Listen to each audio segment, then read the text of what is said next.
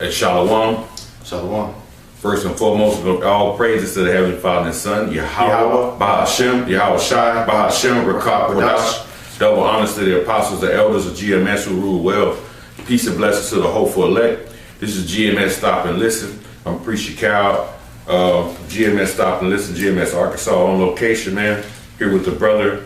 I not from GMS Dallas. Con, man. And we were just sitting here talking about the conversation, you know, having the conversation we have when we in this time of basically before Jacob's trouble, type of person we ought to be, and how we the manner of life we should be in.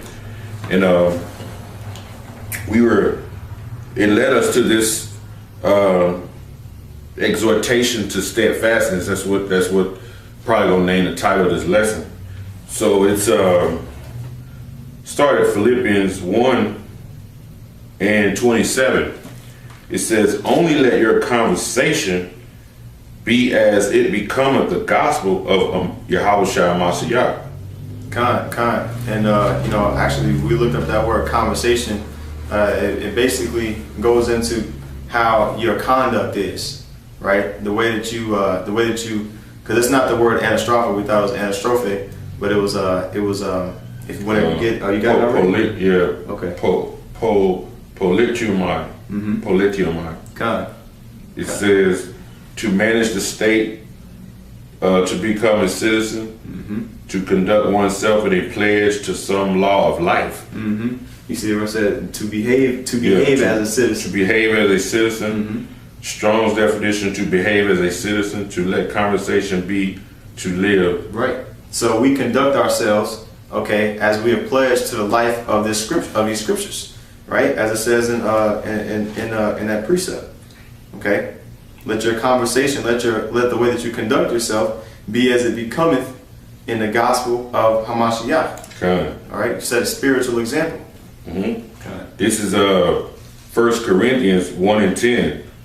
Now I beseech you, brethren, by the name of our Lord Yahweh Shai Mashiach, that ye all speak the same thing, and that there be no division among you, but that ye be perfectly joined in the same mind and in the same judgment. Kind. So we are supposed to be on one accord with one another. The scriptures, the breakdown of the scriptures, okay, should not be of any private interpretation, okay, but it should be according to the doctrine of Yahweh Bashem Yahweh Shai, okay.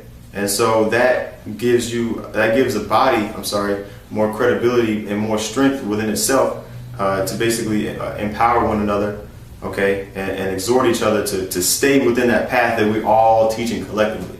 See, because when you teach something and you might slip up or something like that, or you might look at something in a particular way, the Most High set up the body for it to be corrected, so that you don't go off on that path, okay, of delusion. Okay. It says Philippians 1:27.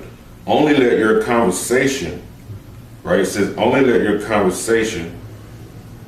And in the margin it says conversation is conduct to be worthy of, right? You know, so we not out there being niggas, man. You know, we're trying to walk this life and manner of these scriptures and be perfect as Yahweh Shai was perfect, man. We know we're not totally perfect because we're in the flesh, but we're striving to be as such, man, like the scriptures tell us, man. Okay. So we'll have that cloak, that cloak when that day comes, Jacob's trouble. Okay. Because the unrighteous is not going to have a cloak, man. Okay. They're going to be left for destruction. And it says, only let your conversation be as it becometh the gospel of Hamashiach, that whether I come and see you or else be absent, I may hear of your affairs. Right? Right. You know, so basically Paul was exhorting the Israelites in Philippi to stay on one accord, not only when he's here, but more so in his absence, right? You know, that goes into integrity, because you don't always have to. If you have your manager looking down at what you're doing all the time, he's he's micromanaging you, he's observing you. You don't have any choice but to be on point. But when he leaves, what are you doing? Are you doing what your job? Are you doing what you're supposed to do? The same aspect can be applied in this truth. You know, when you're away from the body, you're not at camp and you're living your daily life. Okay, how are you conducting yourself? That's what Paul was addressing here. Okay. Let me see. I can read. This one you said integrity. Yeah, This is Psalms 25 and 21. Let integrity and uprightness preserve me, for I wait on thee. So David was saying, let integrity, man, that uprightness, man, like you said, being honest, you know. It says preserve me, let it keep us, man, you know, and we're gonna patiently wait for it, you know. God. You know. Yeah, man. We patiently waiting for the salvation of our nation, man. Okay. And it does take integrity, because there's options and opportunities to sell out every single day here in this place. All right. But we resist those temptations. Is there more? No, it's well, on that one, let's see. Let's go down.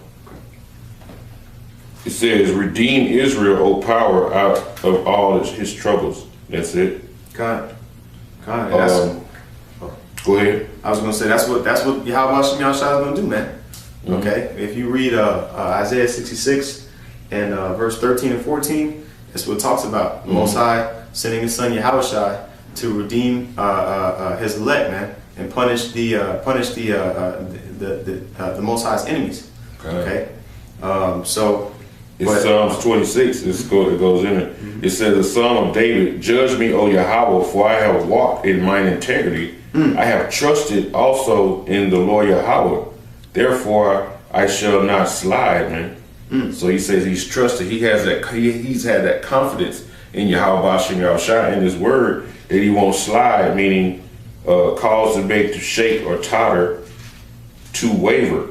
Right? So, not to waver. That's the spirit. That's the spirit, you know, because we're not supposed to waver in this thing, man. Okay, we're not supposed to teeter-totter.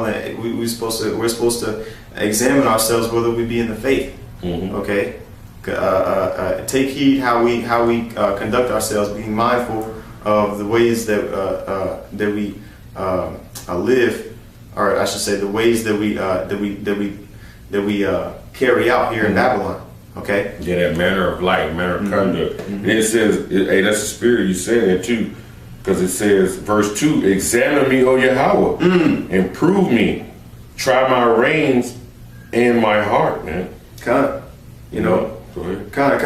And we ask Yahweh Shem Yahshua to examine us to make sure that we're not going off. You know, that's called judging yourself. Okay, that's called examining. That's called self-examination. Okay, because I mean, we're asking Yahweh Shem Yahshua to examine us. Okay, but we are doing that without anybody having to tell us, hey, point that out. We nipping that in the bud beforehand. Okay, being proactive about it. He says, try me and test my reins. If you go into that word reins, it goes into affections, which affections are emotions. You know, it says, try my mind and my affections, right?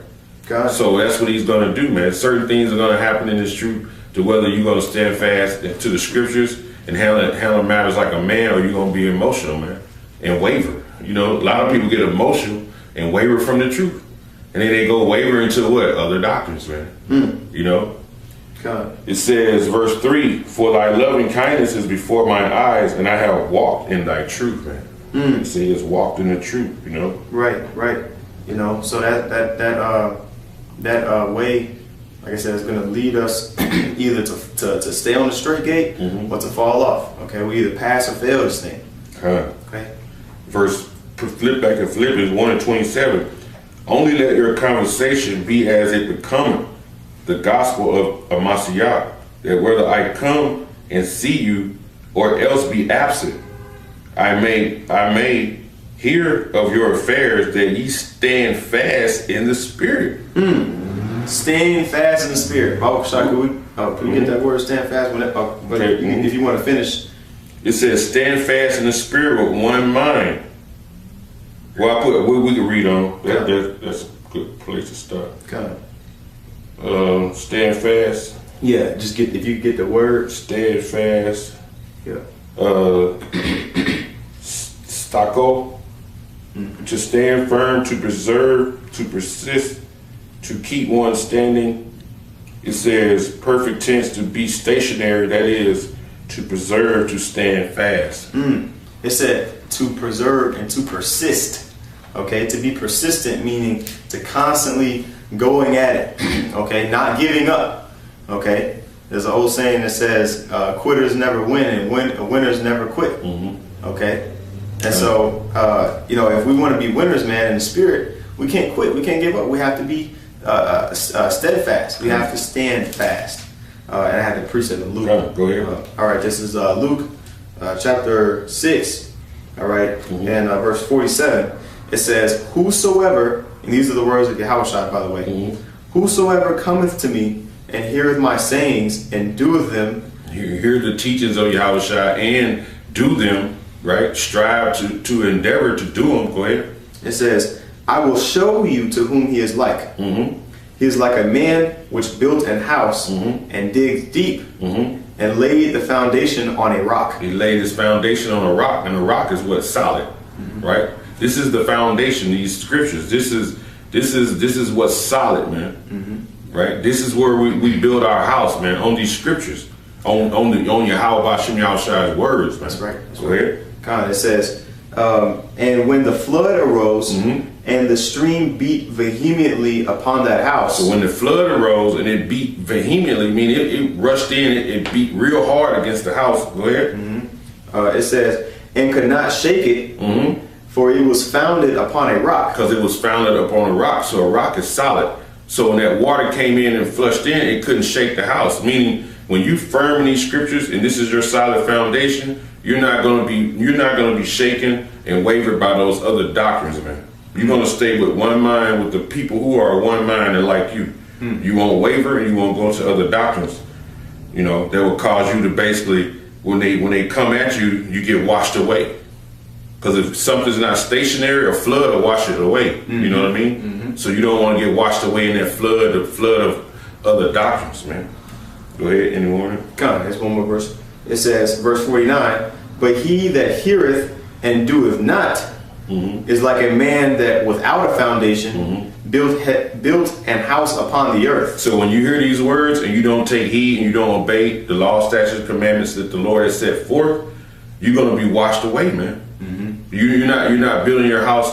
If you listen to all these other doctrines, Islam, Buddha, Scientology, Egyptology, those are doctrines that don't have that strong foundation.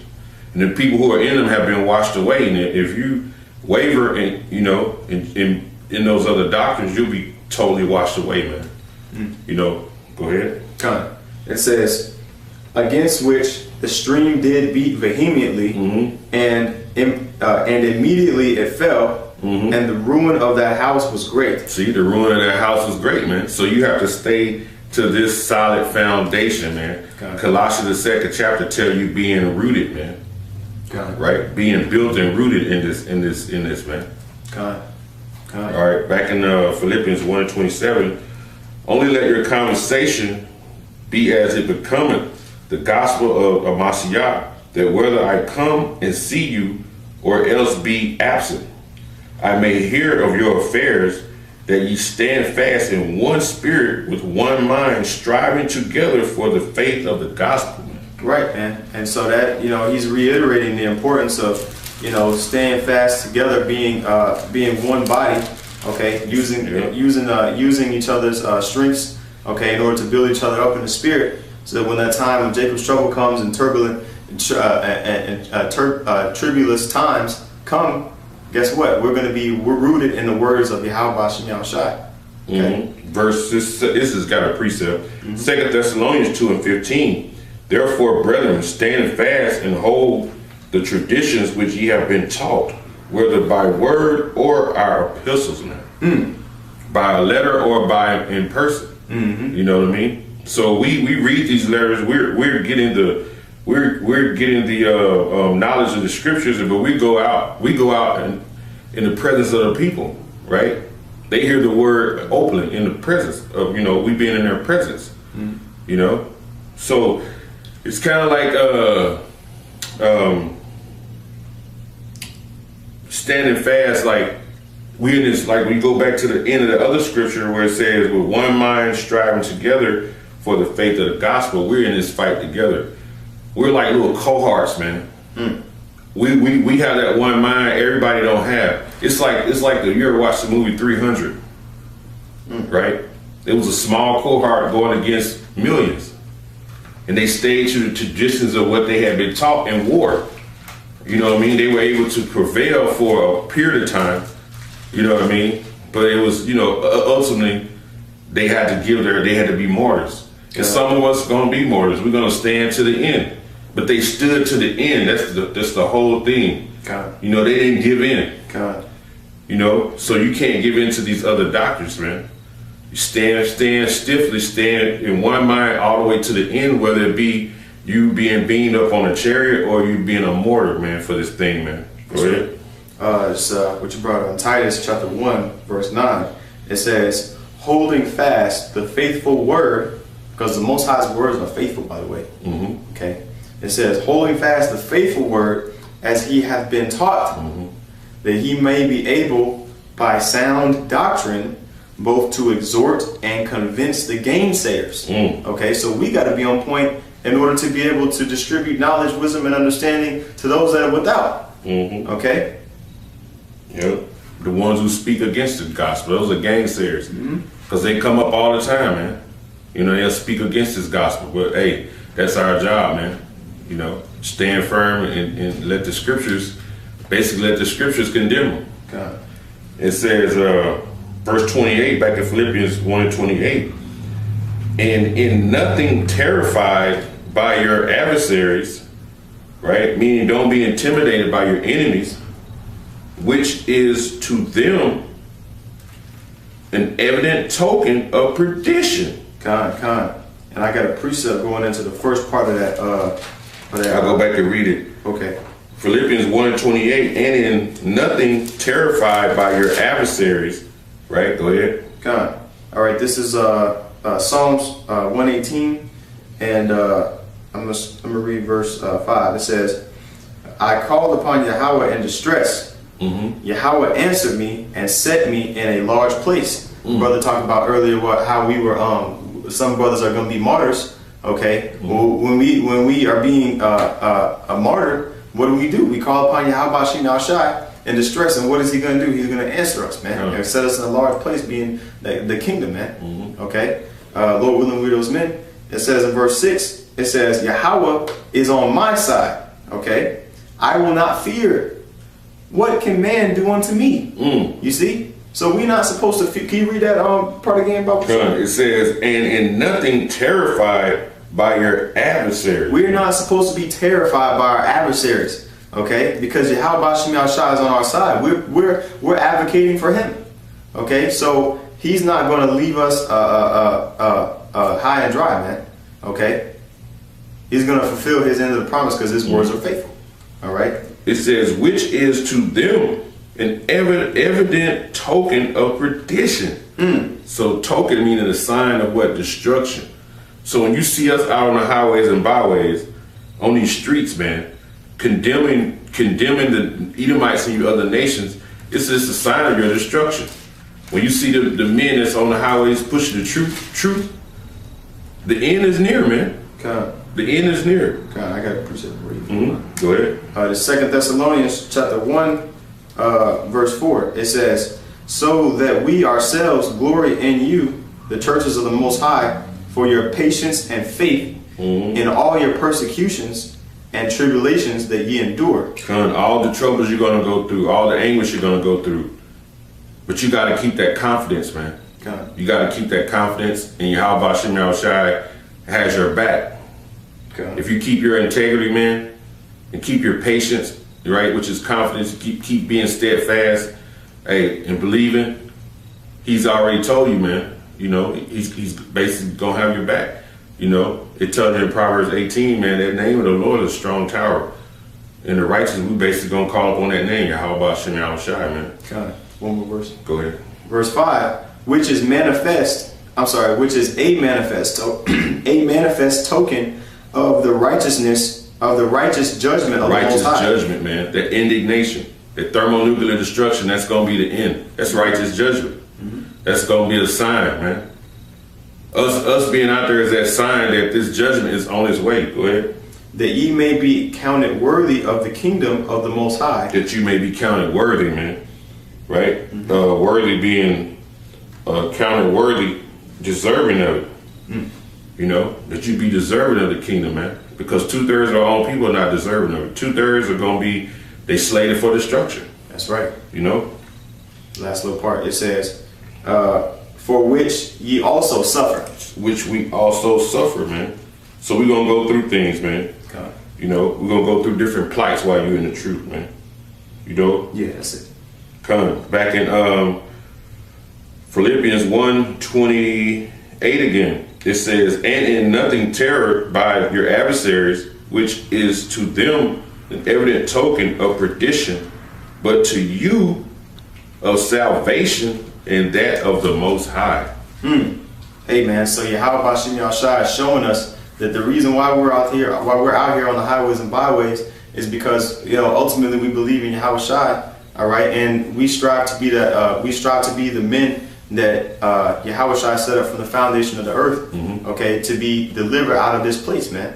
Okay, we want the earth to be back in order. We want the earth to be in righteous rulership. Okay, and unless that which was sown gets mowed over and turned upside down, okay, that wickedness, that evilness in the world gets turned upside down and done away with. That thing that is righteous, which is sown, which is the men of the Lord preaching the downfall of America, the elect, the 144,000, the future rulers of the earth under Yahushai, that governmental system that we hope to rule is not going to be set up until Esau, the so-called white man, and his system goes down, man. Okay, so within that is going to take a lot of persecution and tribulation that Satan, the spiritual demon Satan, is going to try to put on us in order to basically weed us out. All right, but ultimately we know that as long as we keep faith in Yahweh Bashem Yahushai, we will be able to persist and we will be able to succeed. That's well said, man. And with that, I'm gonna give all praises to the Heavenly Father and Son. Yahweh Bashem Yahushai Bashem Rakakadosh. Double honors to the apostles, the elders of GMS who rule well. Peace and blessings to the hopeful elect. This is GMS Stop and Listen, man. Hey, hope this short lesson was edifying.